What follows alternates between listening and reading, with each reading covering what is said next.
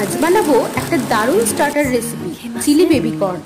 তার জন্য নিয়েছি বেবিকর্ন, যেগুলো এইরকম শেপ করে কেটে নিয়েছি। এবার কড়াতে জল গরম করে তাতে নুন দিয়ে বেবিকর্নগুলো ভালো করে সেদ্ধ করে নেব।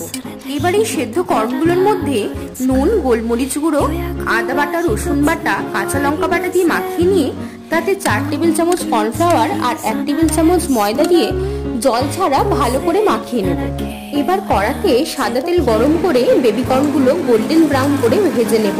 বেবিকর্নগুলো ভাজা হয়ে গেলে তুলে নিয়ে ওই তেলেই রসুন কুচি, আদা কুচি, কাঁচা লঙ্কা কুচি, পেঁয়াজ কুচি, ক্যাপসিকাম কুচি দিয়ে 2 মিনিট মতো ভেজে নিয়ে তাতে সয়া সস, টমেটো কেচাপ আর রেড চিলি সস দিয়ে তার মধ্যে নুন, অল্প চিনি, অল্প গোলমরিচ গুঁড়ো আর 2 থেকে 3 টেবিল চামচ মতো জল দিয়ে ভালো করে মিশিয়ে নিয়ে গ্রেভিটা ফুটে উঠলে ভেজে রাখা বেবিকর্নগুলো দিয়ে ভালো করে মিশিয়ে নিয়ে নামিয়ে নেব।